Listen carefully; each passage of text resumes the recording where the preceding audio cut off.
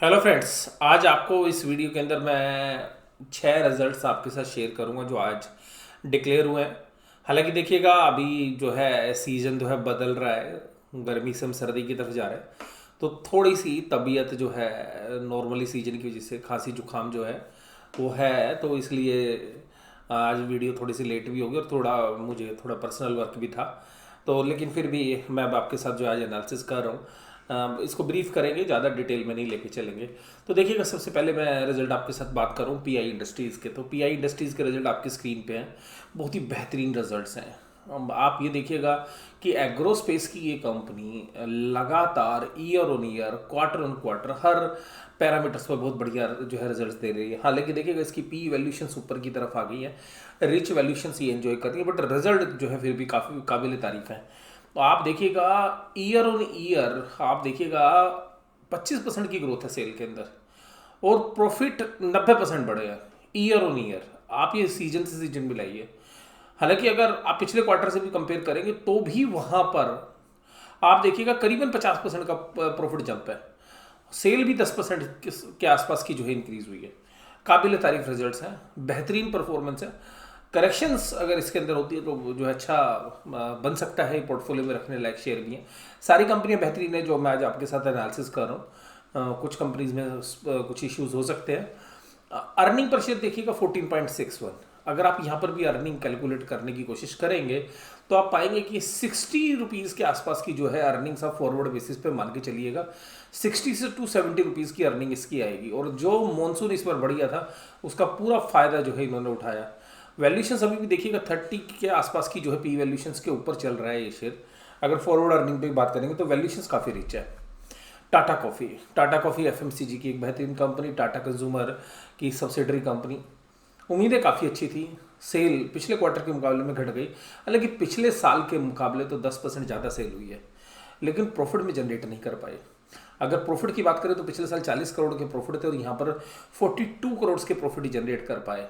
और रीज़न है cost of material consumed, यानी कि जो मटेरियल कॉस्ट है वो काफ़ी बढ़ गई है, जिसका बेनिफिट जो है आपको सेल बढ़ने का प्रॉफिट्स में नज़र नहीं आया। और मेजर एक्सपेंडिचर्स में अगर हम बात करें यहाँ पे, तो रॉ मटेरियल की कॉस्ट के साथ साथ जो स्टॉक इन ट्रेड की जो एक्टिविटीज़ हैं वो भी जो है काफ़ी अच्छी थी इस बार। लेकिन फिर भी आप वो लेवल नहीं था जो कि आप ट्रेडिंग करते हैं। तो ट्रेडिंग के अंदर बहुत सारे जो है मॉल्स बंद थे, तो जहाँ पे कॉफ़ी की कंजम्पशन होती है होटल के अंदर या बाकी जो प्लेसेस हैं या इंटरनेशनल मार्केट में भी, तो इस वजह से भी थोड़ा सा आपको वीकनेस देखने के लिए मिली। लेकिन आप देखिएगा ईपीएस के मामले में जो है पिछले साल के मुकाबले में ईपीएस ड्रॉप हो गई करीबन 10% की, और यहाँ पर 30% के आसपास की ईपीएस ड्रॉप हो गई है क्यू ऑन क्यू बेसिस पर। लेकिन देखिएगा एफएमसीजी कंपनी है, ये इस तरीके के ही रिजल्ट देती हैं ये। अब इसमें जो भी कभी टर्न अराउंड होगा वो कॉफ़ी के प्राइस इसके साथ ही होगा। ये अब एक कमोडिटी बिजनेस है, लेकिन ये सेफ प्ले है, अच्छा डिविडेंड पे यील्ड है इस कंपनी का।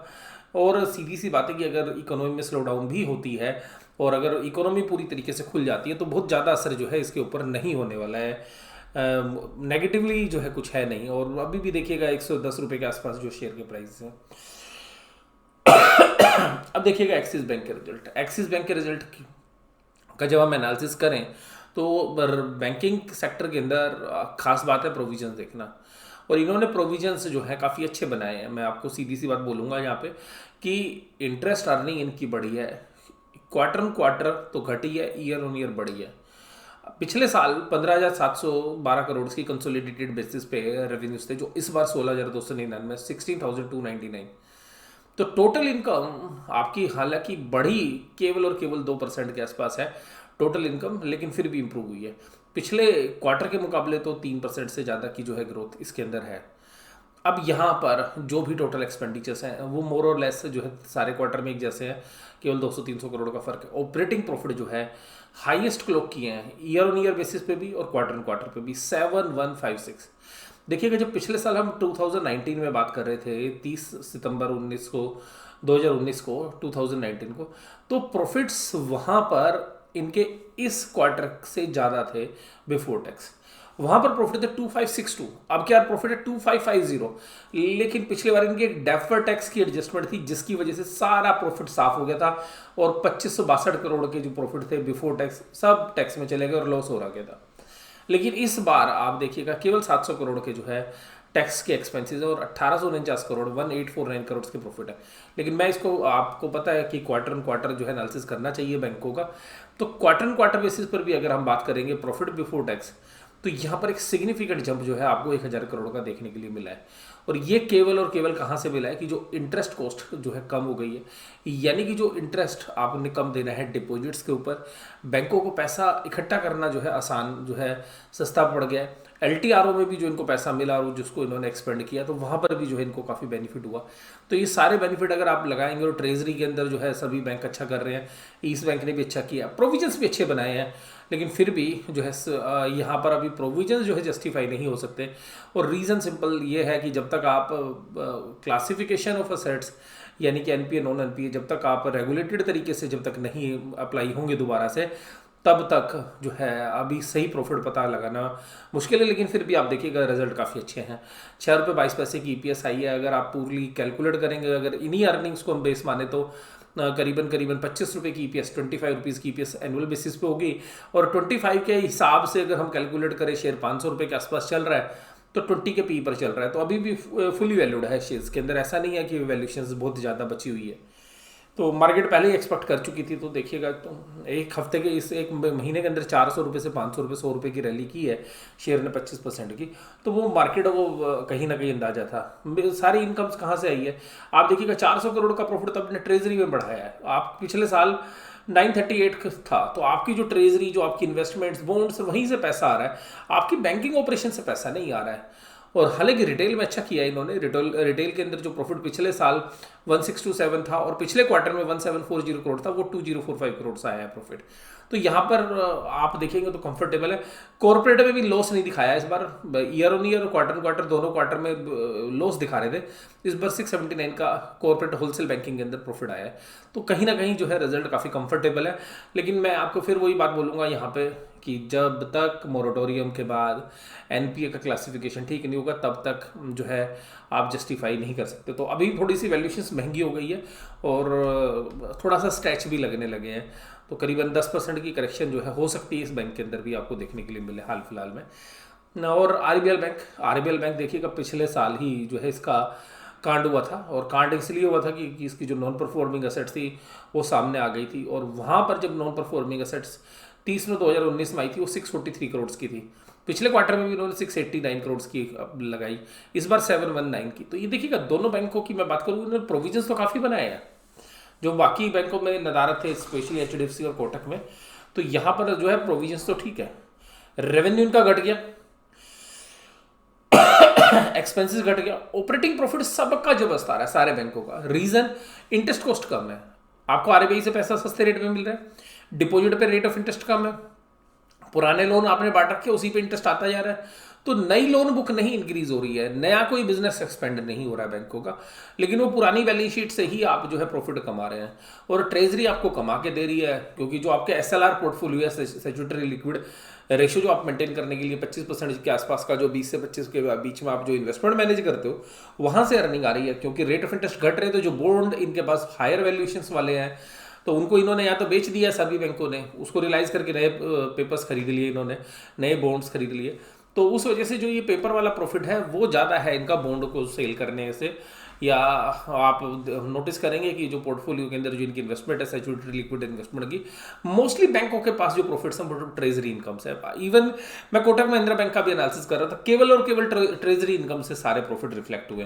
तो ये बैंकिंग परफॉर्मेंस को नहीं दिखा रहे, ये ट्रेजरी इनकम्स। तो आप पोर्टफोलियो के अंदर रेट ऑफ इंटरेस्ट घटने से आपको ऑटोमेटिकली प्रॉफिट आ गया, क्योंकि आपके बॉन्ड्स, आपके पास 7-8% वाले बॉन्ड्स हैं, और रेट ऑफ इंटरेस्ट मार्केट में 5-5.5% आ गया, तो आपके जो बॉन्ड की कीमत है 100 से 110-20 हो गई। बैंकों ने क्या किया, उन बॉन्ड्स को 120 में बेच दिया, 20 रुपए का प्रॉफिट हो गया, और दोबारा से वही बॉन्ड 120 रुपए में खरीद लिए नए रेट के। तो इस वजह से आपको देखिएगा मोस्टली बैंकों के अंदर ट्रेजरी इनकम्स आ रही हैं। तो ऐसा नहीं है कि आपको ऐसा लगे कि कोटक महिंद्रा बैंक के बहुत एक्स्ट्राऑर्डिनरी रिजल्ट्स थे, एचडीएफसी बैंक के एक्स्ट्राऑर्डिनरी थे, या इवन एक्सिस बैंक के जो इतना जबरदस्त प्रॉफिट है। मोस्ट ऑफ द केसेस में आप देखेंगे ट्रेजरी इनकम से, इनकी भी ट्रेजरी इनकम से आरबीएल बैंक के पास भी।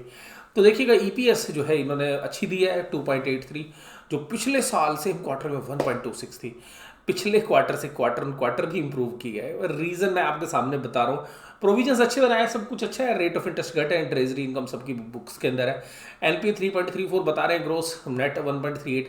ये बढ़नी नहीं है, बढ़ेंगी कहाँ से जब कोई आने ही नहीं, नई क्लासिफिकेशन होनी नहीं है, तो ये सबकी घट रही है। इन एनपीए पे जो है यकीन नहीं करी, हालांकि इन्होंने दोबारा डिस्क्लोज करके पीछे दे रखी है। ये है हीरो होंडा के रिजल्ट्स। हीरो होंडा यानी कि हीरो मोटोकॉर्प। देखिए हीरो मोटोकॉर्प से काफ़ी उम्मीद थी, जून क्वार्टर पिट गया था लॉकडाउन के चक्कर में, तो हम ये उम्मीद कर रहे थे कि दोनों क्वार्टर के अंदर जो सेल आएगी, अगर आप हाफ ईयरली रिजल्ट्स देखेंगे स्पेशली, तो हम उम्मीद कर रहे थे कि जो हाफ ईयरली रिजल्ट्स है वो उतनी सेल क्लोक कर लेंगे जो पिछले साल थी, लेकिन वहाँ तक नहीं पहुँच पाए क्योंकि मार्केट में एक पेंटअप डिमांड थी। लोगों को लग रहा था कि पूरा अच्छे से रिकवरी कर लेंगे, लेकिन ऑटोमोबाइल्स में डिमांड तो अच्छी थी, सेल भी अच्छी थी। आप देखिएगा 20% से ज़्यादा की सेल इन्होंने इम्प्रूव भी की है, लेकिन देखिएगा 20% रुकी भी तो थी जून क्वार्टर में। वहाँ से आप कंपेयर करेंगे, पिछले साल आप 44 रुपये का ईपीएस दे रहे थे और अब 47.99 48 रुपीज़ का ईपीएस केवल।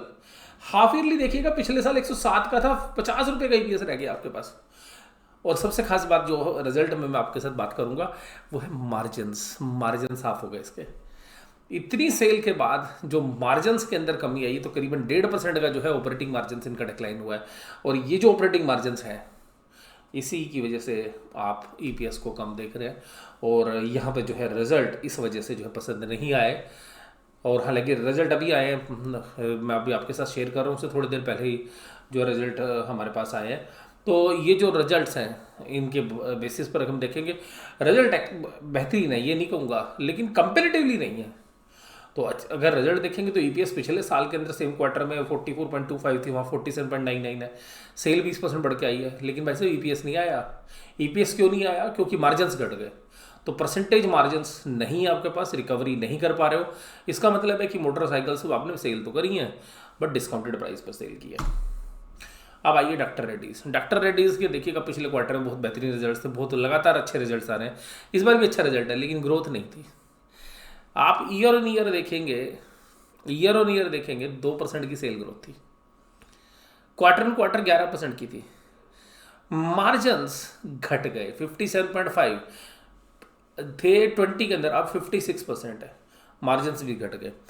Profit before tax quarter on quarter 2% down हो गया, पिछले साल के मुकाबले में 12%। और पिछले साल सेम क्वार्टर ना बेहतरीन था, मैंने आपके साथ एनालिसिस भी किया था, और तब ये शेयर 3200-3300 रुपये के आसपास चलता था।